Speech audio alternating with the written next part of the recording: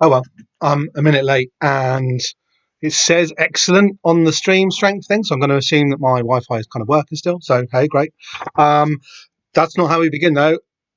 And so we return and begin again is how we begin. Welcome to the Invisible Podcast, issuesode 16. We're going issue by issue, page by page, panel by panel, and theory by theory through Grant Morrison's cosmic conspiracy classic from the 90s, The Invisibles. This is the first time I've ever done it live.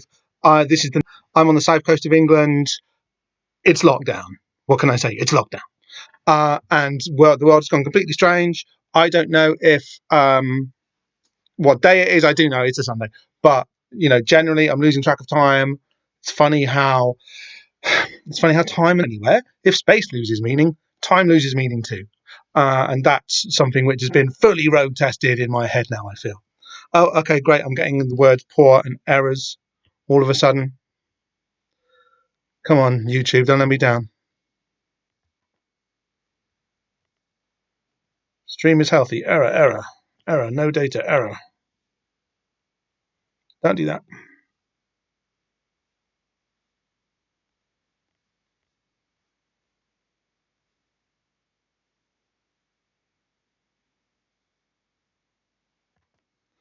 How do I change my stream's current bitrate?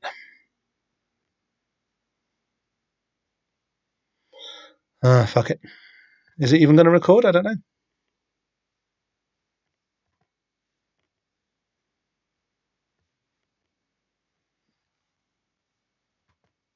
Can't get out of that now.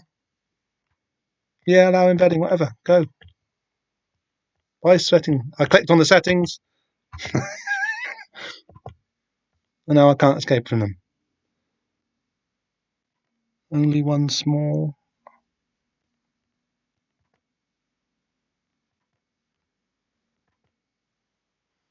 So it's saying excellent again. Oh, an error again. How can I get out of the stream settings? This is very annoying.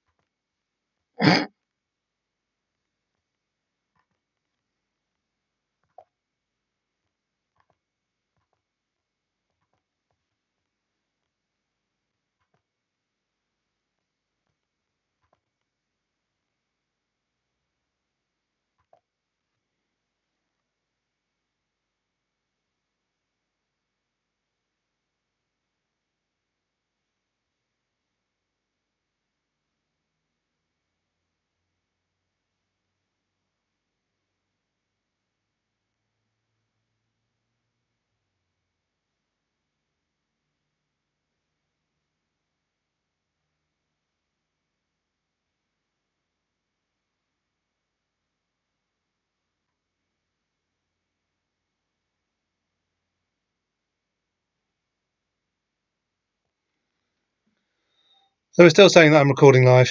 I think maybe I'm just going to keep going. I really hope that it records. Oh, hang on. Let's do this. Start recording. Start again.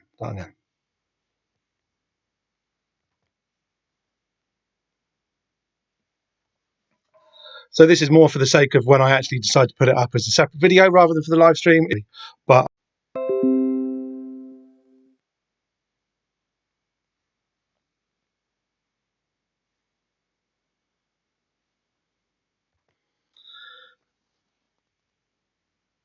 first up,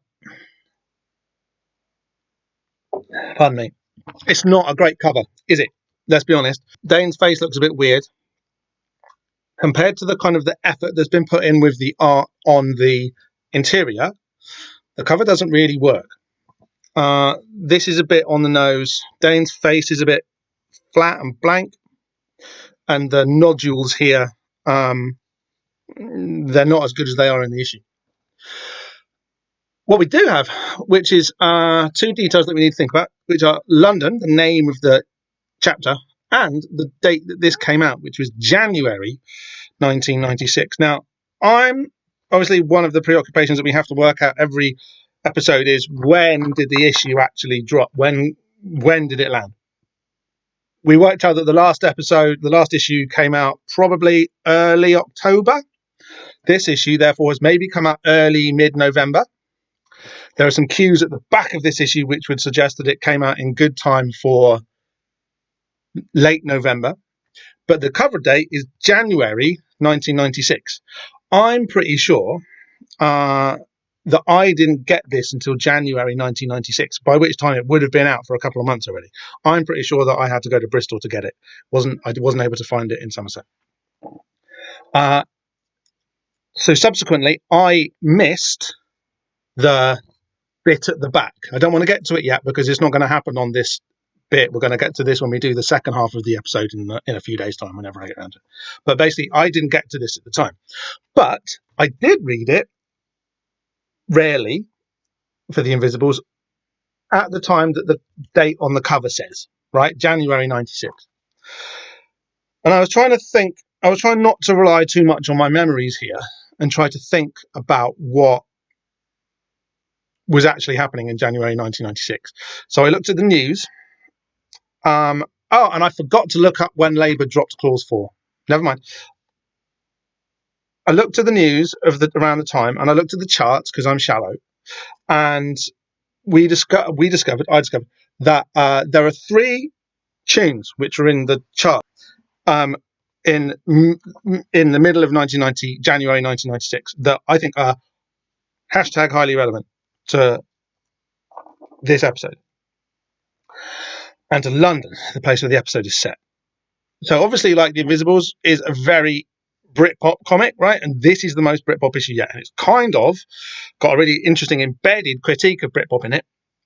And a really good excavation of it and of that whole kind of cool Britannia mid-90s becoming the late 90s Blairite technocratic third way moment. And it really tells us something about how the late 80s, early 90s psychedelic rave nature worship thing that has kind of been bubbling away in the background of the other episodes, and is represented on the cover here by the Grey, this big alien lad. This is the point where that starts to kind of go indoors or kind of urbanize. There was this kind of pastoral moment in the early 90s, and by January 96 it's going indoors a bit. It's leaving the fields and going back to the pubs and the cities specifically, which is why this one's called London. I think if you wanted to locate the action, all of like Dane messing around and stuff in time, it's very clear that it's the summer, but it has a lot of fun playing with whether it's the summer of 95 or the summer of 96. The weather seems to say summer 95, but it kind of the contemporary cues end up catching up with it in about summer 1996. This comic will be coming out in the summer. At the moment, obviously, it's January, it's the winter. But in about 6 episodes' time, it will be coming out in the summer, by which time we will feel like we are in the summer of 1996 with the comic. That's something we don't need to worry about for about 5 or 6 months yet, as this first book of The Invisibles draws to a close. What else have we got to say about this? Yeah, okay. January 1996, the charts. There are 2 songs and 3 releases that are in the charts at the moment that I want to talk about. The first 2 are Wonderwall by Oasis and by the Mike Flowers Pops, which were both in the top 15 or so in January 1996, which is really odd that a hit tune, like a contemporary hit tune like Wonderwall by Oasis, would have its own kind of homage produced and popularised, covered so quickly that they would both be in the chart still at the same time. That's kind of a testament to how long Wonderwall sort of hung around, depending on what your opinion of the tune is, that like a bad smell or not, or like a good smell. And then this weird kind of Austin Powers-y kitsch, easy listening reworking by the Mike Flowers Pops, which tells us something about the way that the dynamics of time and space in London, and as a reflection of the wider kind of English cultural moment, were working at the time. By that I mean that there was something very obvious and quite explicit. There was no kind of shame about this, more's the pity, in fact, that the 90s in London specifically was the Britpop moment, for want of a better term, the Cool Britannia moment is probably a better term for it, because there was more involved there really than just music.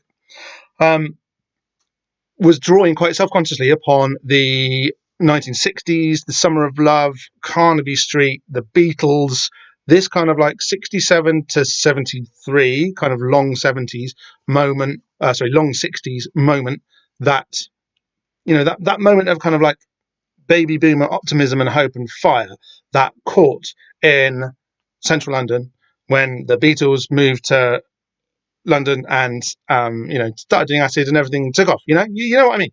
The swinging 60s. Yeah, that's the word I'm looking for. The swinging 60s. In the 90s, London was self-consciously drawing on that energy to create some kind of own, somewhat half-assed cultural renaissance, which would mean something for the country as it came out of Thatcherism, or tried to sort of drag itself out of Thatcherism. It's amazing to think that we've already got Wonderwall, but Tony Blair hasn't actually happened yet. I mean, he's happened, but he hasn't got into power yet and won't for another 18 months nearly, 15, 16 months. Nevertheless, we really feel like that burgeoning 90s piece is really coming together here. And we know how it's doing it. It's doing it by sucking, in a somewhat vampiric, let's be honest, sense, from the generational achievements that the parents of the people producing songs like Wonderwall and pastiching their parents' achievements like the Mike Flowers Pops are doing at this time. I think that all kind of makes sense. That you know where I'm coming from here. That the best way for you to think about it is Austin Powers. That was kind of happening in London at the time. That was an actual contemporary cultural thing. This looking back into the 1960s to see what scraps of English identity, London identity, could be built. In a cultural war kind of sense, hesitant to use those terms obviously, but in a cultural war kind of sense, you've got the tune Wonderwall kind of bridging these two sensibilities. One of them we could call the rockist Oasis sensibility, which embodies qualities like soulfulness, earthiness, authenticity, old schoolness in a way, ironically, and a kind of an unmediated sense of expression between the artist and the audience. The other side of it would perhaps be the poptimist one, you might call it. Poptimism was a term that was in the air at the time, but that didn't really coalesce until until the early 21st century, about another 5 years before the poptimism wars really started, when Baby started to reinsert itself into the charts and kind of take over the chart superstars, the Neptunes basically. And these poptimist values are softer, they're more middle class as opposed to working class. They rely on a register of irony and kitsch. They're synthetic as opposed to organic. They seek to do things with a smirk rather than with a kind of an earnest intensity. And those are kind of both of these kind of streams are occurring in this issue. And there are nice little kind of embedded cues which are filling you in on this, but there's a bit of cultural tension here, which, as much as the retromania of trying to make the swinging 60s happen again, there's a contemporary kind of push and pull between these 2 points, which is producing a lot of the heat that Cool Britannia moment is using to propel itself and to manifest. So that's kind of an English Britpop thing. That's kind of boring. Let's be honest. That's kind of embarrassing in terms of how it speaks to the kind of nation that Britain built itself from and into. That's lame. And there's a critique of that occurring in the issue, and that critique leads somewhere. We've established while we've been reading these issues of The Invisibles that one of its projects is to create nationhoods, to create to create new types of people, new types of sensibilities for people to have as we leave the 20th century and come into the 21st. That's quite explicitly what the comic is trying to do. Once you kind of internalize what the character of Orlando is and why he turns up to be their enemy so early on, him being a a tool, a violent tool of statecraft, or a tool of violent statecraft, if there's much meaningful difference there. Orlando was like a myth that was used, and not just a myth, he was a soldier with a sword, probably, that was used to create the French nation eventually. Now and Orlando is now building the British nation on behalf of Sir Miles and the baddies, who are trying to, create the type of nation that they want, right? And the Invisibles are fighting against it. Once you establish that that's one of the things that the Invisibles is very keenly trying to do, create a Britain that's fit for the 21st century, a way of kind of Britain thinking about itself, there's this really kind of obvious missing piece, kind of elephant in the room, which obviously the author of the piece, Grant Morrison, is more concerned with than he is about. We've seen the development of modern France, we've seen the development of modern Ireland a bit. In this issue, we're seeing the development of contemporary England. There's a big missing piece in the British Isles here that Morrison is obviously actually much more concerned with, and he starts to poke at that in this issue. And we're not going to get to it today, but when we get to the second half of the issue, that becomes very clear. That becomes very told, and it's really interesting. Actually, it's really interesting how. Okay, but let's talk about it this way. The second tune in the top 20 in January 1996 that I want to talk about, because I think it's really interesting and relevant and shines some light not just on this issue of the Invisibles, but this second or third week of April 2020, Lockdown UK, is a track called Little Britain by a band called Dreadzone.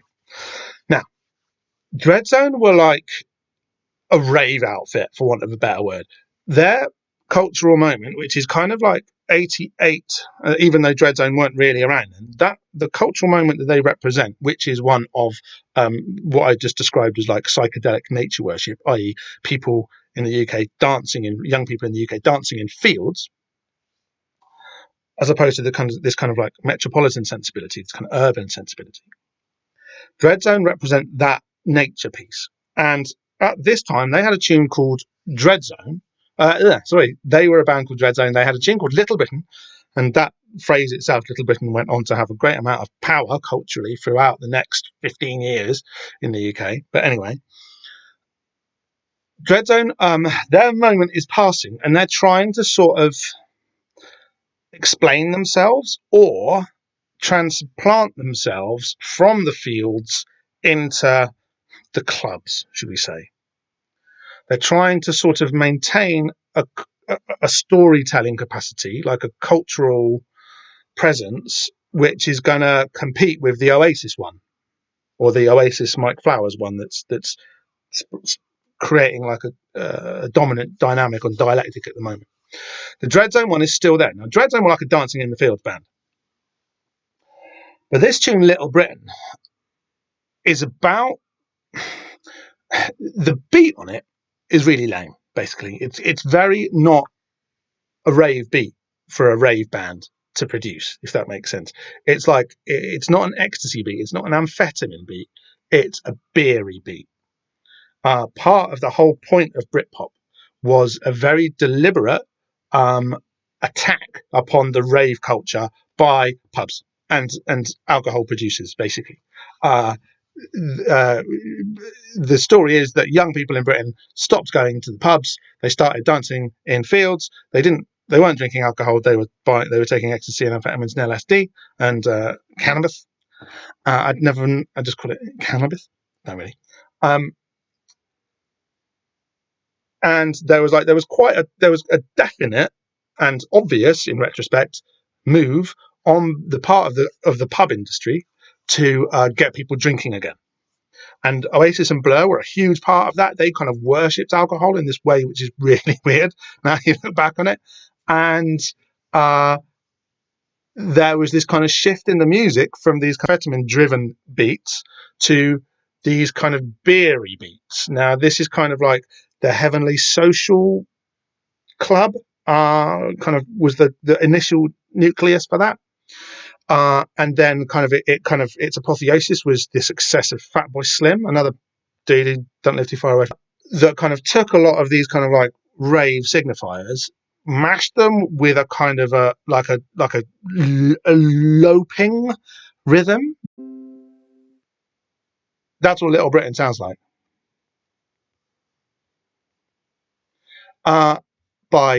I'm getting messed up with my live streams now. Never going to live stream this again. I might, but I'm probably not. That tune, dun, dun, dun, dun, dun, dun, dun, dun, dun, dun, it's got this lovely lolloping rolling sound. It's definitely a song that is built to sound like what it is to go yomping around in nature. It was composed in 1926 by a chap called Carl Orff, who's a really interesting composer, German guy, and it's kind of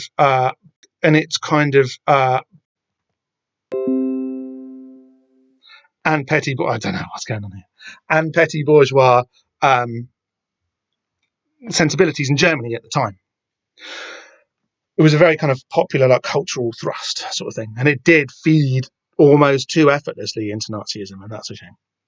Writing music that was a slightly more like middle classy, people who go to opera houses version of that. Let's get back to nature and enjoy this beautiful Germany that we have thing. Sensibility. How many times have I said sensibility? A lot, I think. Maybe I'll say it a few more times and see if we can turn it into a podcast. Orff wrote that tune because it's about becoming one with nature, about getting out there and being it. Between Dreadzone, who enjoyed taking these kind of oneness drugs in fields in England, that connects.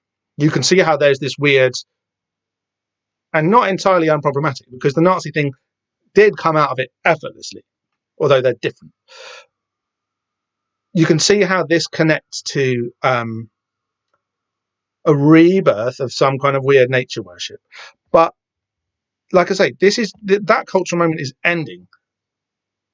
And yet Dreadzone have got a hit with it in the charts at the moment because it's being cleverly elided with a new boozy, indoorsy sensitivity. And when I say indoorsy, I don't necessarily just mean indoors. People didn't stop dancing outside, but there was an explosion in festival culture. Like, free parties basically went business-like and became festivals. There were a handful of festivals, basically just Reading and Glastonbury, in the UK prior to this moment in the mid-90s, and then there was an explosion of them, and suddenly they were everywhere because raves were outlawed. But if you got a license and spoke to the farmer, you could have a festival. Same thing, and you could sell booze there, right? So we've still got very sort of, it's literally licensed. The utopian possibility is there as a commodity, and you still get to kind of dance in a field, which is lovely. But the loveliness it doesn't have this kind of utopian rebellious thrust that it. Carl Orff, yeah, it's obvious, surely you can see the connection. There are some other things in this Dreadzone tune which are really interesting. It's a horrible tune. I hate it. The beat, it's terrible. And that lolloping, let's get back to nature vibe is problematic. It can go wrong too quickly, and indeed did. But we need to look at the other elements that this Dreadzone tune is constructed out of, before we come back to the other one, because this is where people's minds get blown. First of all, there's these two vocal samples in the tune. One of them is from, and this connects it to the Invisibles, lo and behold, is from If. If is a 1968 movie by a chap called Lindsay Anderton. It's got Malcolm McDowell in it. Basically, you've probably seen If, If. If you haven't, kids at a public school in Britain, very, very strict and terrible authoritarian regime within this school. Basically, an angry young man and a few of his queer friends stage a rebellion in the school and start murdering the teachers with machine guns. And it's absolutely brilliant. It's a very, very, very fun film to watch, and has a real rebel language thrust to it. Britain today is a powerhouse of imagination, experiment, and innovation. Now, what's really creepy about that line is that evil headmaster saying this in a film in 1968, this period when England in the 90s is of its own